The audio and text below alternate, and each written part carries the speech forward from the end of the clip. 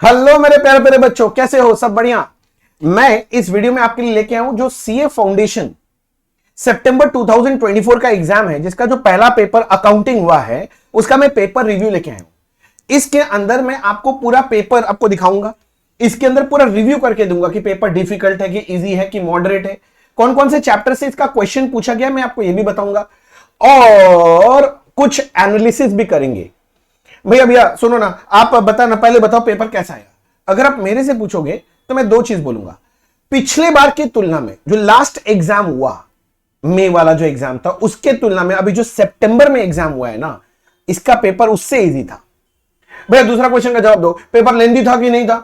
Paper लेंदी तो था, लेंदी तो था। वो तो हमेशा हो गया भैया, अकाउंटिंग का पेपर अब लेंदी आएगा, अब छोटा मोटा पेपर नहीं आने वाला है। तो आपको ये बात तो पूरा एकदम लेके चलना पड़ेगा कि पेपर लेंदी था। मैं दिखाता हूं, जैसे जो फॉर्मेट जो था ना वही फॉर्मेट आया है। वही आपका पहला क्वेश्चन कॉमन है, उसके बाद 5 क्वेश्चन करना है, 6 में से वही वाला बात बोला है, ठीक है ना? सॉरी 5 क्वेश्चन बोल रहा हूं, 4 क्वेश्चन करना है। तो यही दिया, देखो क्वेश्चन नंबर 1 कंपलसरी है और 4 क्वेश्चन करना 5 में से, तो ये वही वाला फॉर्मेट में कोई चेंज नहीं किया। मैं पहला देख रहा हूं, क्वेश्चन ट्रू एंड फॉल्स आया। ट्रू एंड फॉल्स जो आया है, क्या क्वेश्चन दिया भाई साहब, इतना बढ़िया क्वेश्चन मैं क्या बताऊं। पहला क्वेश्चन देखो, मैं बात कर लेता हूं। Nominal accounts are balance at the end of accounting year. तो ये क्या होना चाहिए? फॉल्स। नॉमिनल अकाउंट बैलेंस नहीं होता, nominal account is close to trading PL at the year end, तो ये फॉल्स होगा। Overall expense of second hand machinery purchase is revenue, false. अगर सेकेंड हैंड मशीनरी खरीदा, उसको ओवरऑलिंग कराया, पुट टू यूज के पहले का कोई भी खर्चा कैपिटल एक्सपेंडिचर होता है, तो ये फॉल्स होगा, रेवेन्यू नहीं है। फिर बोलता है valuation of inventory at cost or NRV is based on principle of conservatism. जो स्टॉक है it is valued at cost or NRV whichever is lower, क्या कंजर्वेटिज्म के तहत है? ट्रू। इसको कंजर्वेटिज्म भी बोलते हैं, प्रूडेंस कॉन्सेप्ट भी बोलते हैं, दोनों एक ही बात है, तो ट्रू बोलेगा। A promissory note can be made payable to the bearer, नहीं, false, it can not be made payable to the bearer. The receipts and payment account of a non-profit organization follows the accrual concept of accounting। भैया ये receipt and payment बोला, ये तो cash basis होता है, cash, तो ये भी फॉल्स है, ये कैश बेसिस ऑफ अकाउंटिंग होगा। फिर बोला legal heir of deceased partner, जो पार्टनर का डेथ हो गया है, are entitle to his capital account balance only, नहीं, फॉल्स। कैपिटल क्यों? जितने दिन तक जिंदा था उसको सब कुछ मिलेगा, उतने दिन तक का इंटरेस्ट ऑन कैपिटल, उतने दिन का उसका सैलरी मिलेगा, उधर उसको गुडविल का शेयर मिलेगा, उसको अनडिस्ट्रीब्यूटेड प्रॉफिट एंड लॉस का शेयर मिलेगा, रिवैल्यूएशन प्रॉफिट लॉस का शेयर में सारा चीज मिलेगा। करेक्ट है ना? तो ये फॉल्स होना चाहिए। इसके बाद देखो, एक तो सिंपल सा क्वेश्चन आया था, अगर आप मेरे साथ क्लास किए थे तो मैं आपको पहले बताया था, ये वाला क्वेश्चन थ्योरी में पढ़ के जाना, difference between book keeping and accounting. तो 4 नंबर का बहुत आसान सा क्वेश्चन था, अगर आप अटेम्प्ट किए होंगे तो बहुत आसान, ही तो बचपन में 11-12 का ही क्वेश्चन है, बहुत इजी क्वेश्चन दिया, इसको डिफिकल्ट नहीं बोलेगा। True and false was easy, ठीक है ना? और ये जो है थ्योरी, ये 4 नंबर का मिला, ये भी इजी लगा मेरे को, ठीक है ना? बेसिक दे दिया। उसके बाद तुमको एरर को रेक्टिफाई करने बोला था यूजिंग सस्पेंस अकाउंट। जैसे बोला यूजिंग सस्पेंस अकाउंट, समझ जाओ सेकंड स्टेज था, मतलब after preparation of trial balance but before preparation of final accounts. तो ये जो चैप्टर है रेक्टिफिकेशन ऑफ एरर चैप्टर का क्वेश्चन था, और मैंने क्वेश्चन थोड़ा सा ओवरव्यू करके देखा, ये बहुत ही आसान सा क्वेश्चन दिया है, बहुत डिफिकल्ट क्वेश्चन नहीं डाला, छोटा छोटा चार्ट हो दिया, 4 नंबर दिया है, आसान क्वेश्चन, ये बच्चा लोग से हो जाएगा।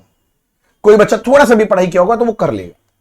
इसके बाद अगला क्वेश्चन बहुत बढ़िया क्वेश्चन था, ये था आपका बीआरएस का, बढ़िया मतलब इन द सेंस स्टूडेंट के व्यू पॉइंट से, ठीक है? बीआरएस का क्वेश्चन देखो ना, the cash book of Hari showed a debit balance इतना, जो डिसएग्रीमेंट था पासबुक के साथ, ये सारा आइटम सबको दे दिया है, बस वो एडलेस करना है। और लास्ट में मांगा था क्या था? Prepare BRS and ascertain balance as per passbook. हाँ ठीक ही है, कैश बुक का बैलेंस दिया है, कैश बुक से स्टार्ट करेंगे तो पासबुक का बैलेंस निकलेगा। भाई ये क्वेश्चन कैसा था, डिफिकल्ट था कि moderate? It is moderate question, इसको मॉडरेट के कैटेगरी में डाल देना चाहिए मुझे, ठीक है ना? ये क्वेश्चन किया हुआ टाइप का क्वेश्चन है, हर बच्चा करके जाता है, ऐसा वाला क्वेश्चन दिया है। नेक्स्ट ये देखो, पार्ट बी में 10 नंबर का क्वेश्चन दिया बिल्स ऑफ एक्सचेंज से। ये कौन सा पता है?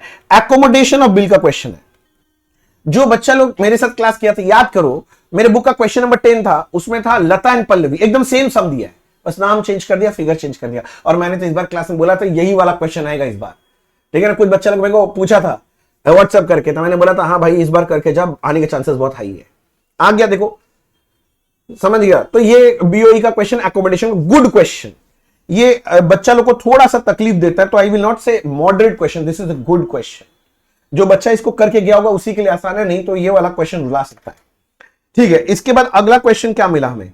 अच्छा, अगला क्वेश्चन तो ट्रेडिंग पीएल और बैलेंस शीट बनाने का फाइनल कौन सा क्वेश्चन है भैया? 10 नंबर का ही क्वेश्चन दिया भैया, फाइनल 10 नंबर। हाँ, क्योंकि ये लोग क्या ना, देख है तो सम लेंदी, किंतु एडजस्टमेंट बहुत इजी है। देखना, एडजस्टमेंट ही देखना होता है फाइनल अकाउंट्स में। देख क्या बोल रहा है, क्लोजिंग स्टॉक दे रखा है 520 का, तो क्लोजिंग स्टॉक का क्या करेंगे? एक तो ट्रेडिंग के क्रेडिट साइड में डाल देंगे और बैलेंस शीट के एसेट साइड में डाल देंगे। During the year plant and machine was purchase for 3 lakh, but कहां डाल दिया? परचेज, तो परचेज से लेस कर देंगे, मशीनरी में ऐड कर देंगे। 3 months factory rent is due but not paid, मतलब आउटस्टैंडिंग है भाई, due but not paid, outstanding. अरे भाई, आप फैक्ट्री रेंट के साथ जाके ऐड करोगे, बैलेंस शीट के लायबिलिटी साइड में दिखाओगे।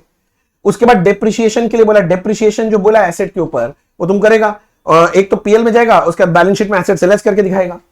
फर्दर बैड डेट बोला है, यहां पर provision for bad debt account बनाना पड़ेगा आपको, क्योंकि ओपनिंग प्रोविजन दिया, यहां क्लोजिंग प्रोविजन का बात बोल दिया है, तो आपको प्रोविजन अकाउंट बनाना है और बैड डेट और फर्दर बैड डेट दोनों को प्रोविजन अकाउंट में क्लोज करना है और नेट पीएल में चार्ज करना है।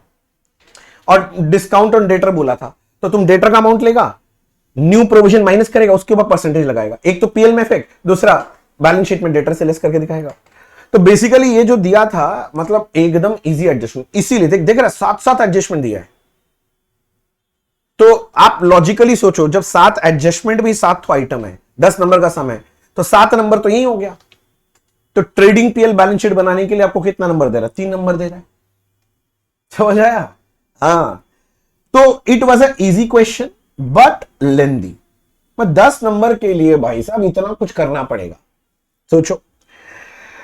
नेक्स्ट क्या क्वेश्चन आया? The following is the balance sheet of Krishna and Bala sharing. अच्छा, कृष्णा बाला बोला, मतलब पार्टनरशिप का बात कर रहा है, और पार्टनरशिप का बात करके बोल रहा है एडमिशन का कहानी आ रहा है। ठीक है, क्या क्या चीज दिया देखना। कैपिटल अकाउंट दिया है, जनरल रिजर्व डिस्ट्रीब्यूट कर देना ओल्ड पार्टनर ओल्ड रेशियो में। वर्कमैन कंपेंसेशन रिजर्व में देख लेते हैं, अगर कोई इसका खर्चा बोल दिया होगा तो उसको छोड़ के बाकी को पार्टनर में बांटना पड़ेगा।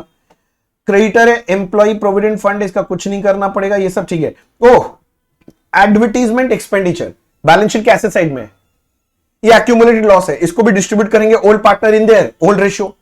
अच्छा, लैंड एंड बिल्डिंग का इंक्रीज, स्टॉक का बोल रहा है, प्रोविजन का बात कर रहा है, ये सब तो रिवैल्यूएशन है। Liability for workman compensation fund reserve determine 8000। भैया 10,000 का फंड है, 8,000, तो समझ रहा 8,000 खर्चा, तो 8,000 तो निकल गया, 2,000 पार्टनर लोग में डिस्ट्रीब्यूट कर देना ओल्ड पार्टनर ओल्ड रेशियो।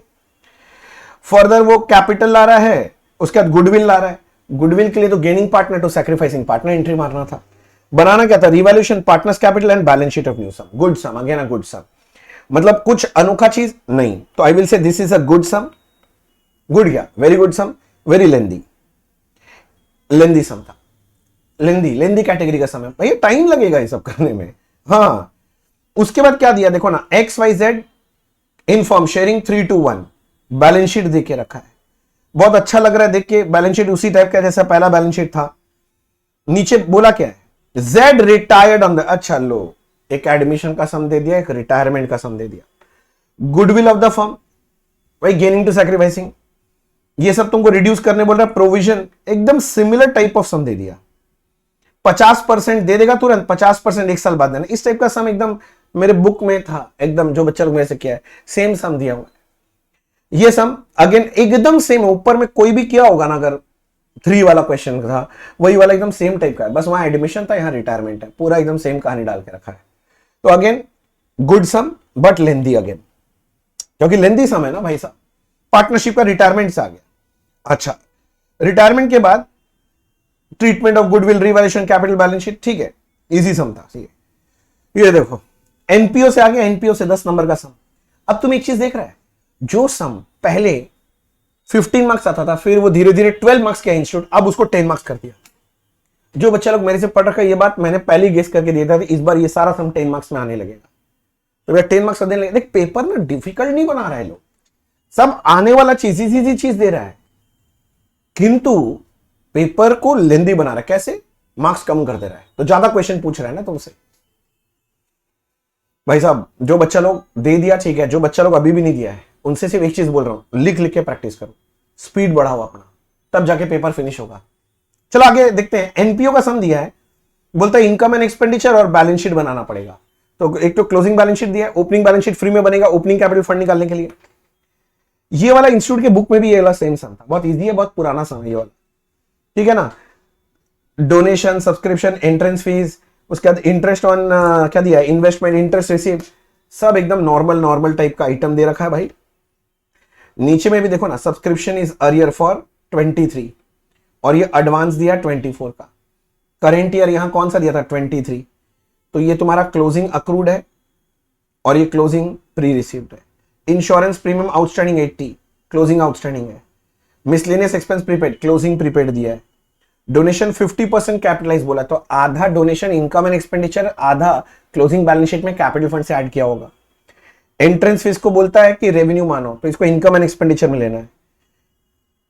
5 महीने का इंटरेस्ट अक्रूड था, तो अक्रूड इंटरेस्ट का 2 इफेक्ट होगा, एक इनकम एंड एक्सपेंडिचर के इनकम साइड में ले लेना इसको, और जो बैलेंस शीट के एसेट साइड में। बोलता है तो 30 का खरीदा था पर 20,000 ही पे हुआ था, तो बैलेंस शीट के एसेट साइड में तो 30 आ जाएगा बिलेट टेबल एसेट बोल के। 20 पे हो गया तो मतलब 10,000 देना बाकी है क्रेडिटर को, तो बैलेंस शीट के liability side, closing balance sheet में क्रेडिटर फॉर बिलेट टेबल आएगा। गुड सम। अरे अब कौन सा दे दिया, इन्वेंटरी। भैया मैं इन्वेंटरी चैप्टर छोड़ दूं, देखो आ गया ना, हम बोलते हैं मत छोड़ो। और कौन सा है जो मैं बोलता हूं हमेशा 90% चांस क्या आएगा, स्टॉक रिकॉन्सिलेशन। स्टॉक रिकॉन्सिलेशन का इंस्टीट्यूट का बुक का सम दिया है, और सेम सम हम लोग के बुक में भी था। मेरे बुक में शायद ये सम नंबर 7 था, एकदम सेम सम उठा के दिया है, कोई चेंज नहीं है। कंसाइनमेंट में भेजा था, अनसोल्ड पड़ा हुआ है। 40,000 का गुड्स का ये कहानी दिया, 16,000 का डिलीवरी हुआ है। और इनका फेवरेट एडजस्टमेंट, सेल हुआ था 136, 32 सेल ऑन अप्रूवल था, आधा रिटर्न हो गया था, आधा का कोई इंटीमेशन नहीं था। तो I will say this is, ये और ये रिलेटेड है, ये वही वाला सम इंस्टीट्यूट के मॉड्यूल में भी सम है। But this is very good sum, good नहीं वेरी गुड सम। कितने मार्क्स का दिया था, 5 नंबर के लिए दिया था। इसमें पॉइंट नंबर 1 2 में कोई दिक्कत नहीं था, ये 3 4 है ना, यही झमेला झुलाने वाला पॉइंट था। क्लास में कराया हुआ सम है, वेरी गुड सम, टाइम टेकिंग सम, 5 नंबर में दिया है, 8 नंबर ठीक ही है। आगे क्या बोलूं, ये देखो, ये है डेप्रिसिएशन चैप्टर का सम, चेंज इन मेथड। ये सम इंस्टीट्यूट के मॉड्यूल में भी है, मेरे बुक में शायद ये सम नंबर 10 या 11 है, ठीक है ना। ये सब मैं जब कराता हूं तो हमेशा से बच्चा लोग बोलता भैया क्यों कराते हैं, ऐसा सब इंस्टीट्यूट का भी देता नहीं है। लो आ गया इसलिए कराता हूं मैं, ठीक है। एक तो एसेट पहले खरीदा था, फिर आगे के 2 खरीदा हुआ है, फिर बोल रहा चेंज इन मेथड कर रहा है, बस उस टाइप का सिंपल सम। तो this is a simple sum, I will not say difficult but it is a simple sum. Accounting standard 10 का एप्लीकेशन, प्रोस्पेक्टिव इफेक्ट में चेंज होगा, करेक्ट। सिंगल एंट्री का ये सम जो है ना, दिल जीतने वाला सम। तुमको क्या बोला पता है, नीचे डेटा दिए हैं, आप एक काम कीजिए, बैड डेट कितना था ये निकालिए, मतलब डेटर अकाउंट बनाना पड़ेगा। ये डेटर का क्लोजिंग बैलेंस, ये डेटर का ओपनिंग बैलेंस, क्लोजिंग बैलेंस, ठीक है। फिर बोलता है sale for financial year 16 lakh, उसमें 80% क्रेडिट है, इसका 80% निकालो। डेटर टू सेल, तो सेल में बाई डेटर 80% फिगर है। Payment receive during there, cash to debtor, तो डेटर में बाई कैश, जिसमें से 18,000 चेक डिसऑनर हुआ था। अच्छा, चेक डिसऑनर से क्या हो जाएगा, debtor to bank. Bills of exchange accepted था, तो बिल रिसीवेबल टू डेटर, ये सब बैठाएगा। एक डिस्काउंट भी बोला, क्रेडिट सेल का 1% डिस्काउंट बैठाया, डिफरेंस का फिगर क्रेडिट साइड में बैड डेट आ जाएगा। इजी सम भाई, ये 5 नंबर तो लपक के लेने वाला है, लपक के लेने वाला। ये वेरी इजी सम था, वेरी इजी। तुम लोग सिंगल एंट्री का इतना बड़ा बड़ा सम करने वाला, तुम लोग को एक तो वर्किंग पूछा है सिर्फ, बेसिकली वेरी इजी सम, फट से करने वाला सम था ये। अच्छा, इसके बाद क्या पूछ रहा है भाई, डिवेंचर, इशू एंड रिडेम्पशन दोनों मिला के दे दिया क्या, ऐसे ही लग रहा है मेरे को देख के। देखो इशू एंड रिडेम्पशन मिला के दे दिया। बोलता है देखो अनलिस्टेड का ये issue and redemption of debenture का है। बहुत बढ़िया क्वेश्चन बनाया है, 10 नंबर के लिए दिया है, पूरा टाइम टेकिंग सा। इसमें इशू भी करवाया है, समझ रहे हैं। उसके बाद जो तुम्हारा लॉयड आता है उसका राइट ऑफ का भी कहानी है, इंटरेस्ट का भी एंट्री आपसे पूछ लिया और रिडेम्पशन का कहानी भी पूछ लिया। तो यहां पर डीआरआर, डिबेंचर रिडेम्पशन रिजर्व, और डिबेंचर रिडेम्पशन रिजर्व इन्वेस्टमेंट का भी कहानी आपको करना पड़ेगा। देखो ना, XYZ लिमिटेड अनलिस्टेड कंपनी है, 6000 डिबेंचर, 100 इच, डिस्काउंट 5%। और नीचे ये ध्यान रखना, रिडीमेबल एट प्रीमियम बोला हुआ है, तो issued at discount, redeemable at premium का कहानी। बैंक अकाउंट डेबिट, लॉयड account debit, to debenture, to पोरोड, वो एंट्री करना पड़ेगा। फिर बोलता है इंटरेस्ट हर साल देना है, तो हर साल के एंड में आके इंटरेस्ट का एंट्री करना है और इंटरेस्ट को पीएल में क्लोज करना है। भगवान का दया है, कोई टीडीएस का चक्कर नहीं बोला, तो मजा आ जाता। और बोला 3 इक्वल इंस्टॉलमेंट, हर साल के एंड में 3 इंस्टॉलमेंट में होगा।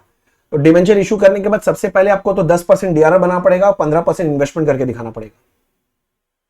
और जैसे जैसे आप इंस्टॉलमेंट में रिडीम करेंगे, रिडेम्पशन आता ही है, वैसे वैसे प्रोपोर्शनेट आपको इन्वेस्टमेंट भी बेच के दिखाना पड़ेगा और डीआरआर का पोर्शन जो है ना जनरल रिजर्व में भी ट्रांसफर करना पड़ेगा हर साल। Lengthy question, very good question, I will से वेरी गुड क्वेश्चन। अब से जो आगे से बच्चा लोग एग्जाम देगा ना, ये क्वेश्चन उनके लिए वेरी गुड है। मतलब यही क्वेश्चन कर लो, बहुत कुछ हो गया तुम्हारे लिए।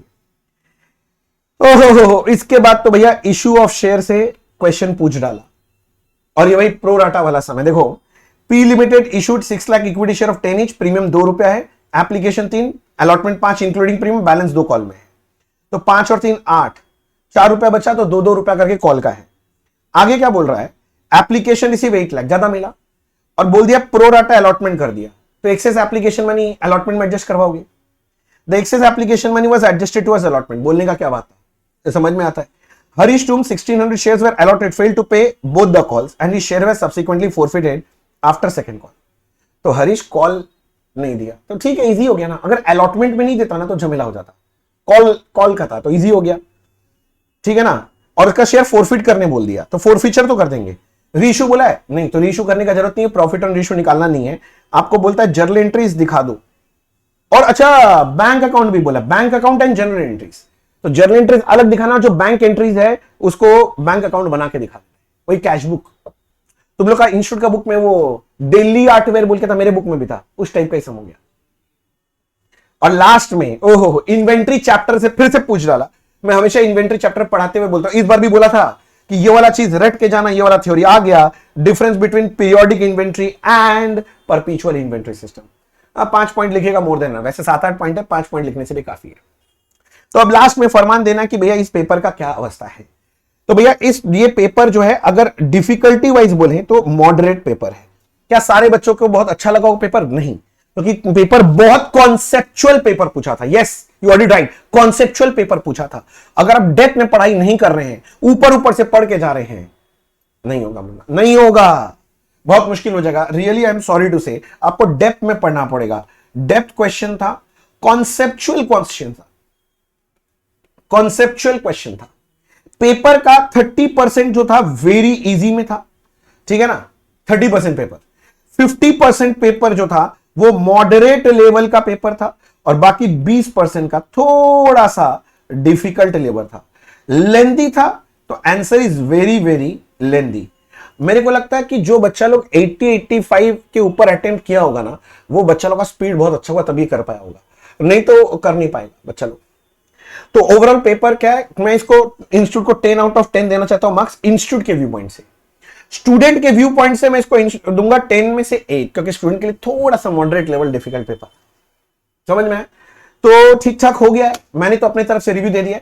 अगर आपके मन में और भी क्वेश्चन है, कोई शंका आशंका दुविधा है, तो जल्दी से कमेंट बॉक्स में लिख दो, मैं आपको रिप्लाई कर दूंगा। तो आज के लिए इतना ही, और अगले दिन फिर मिलेंगे। और ये सारे वीडियो अपने सारे दोस्तों से शेयर भी कर दो ना, डिटेल एनालिसिस है यहाँ पर, ठीक है। Thank you so much, bye bye.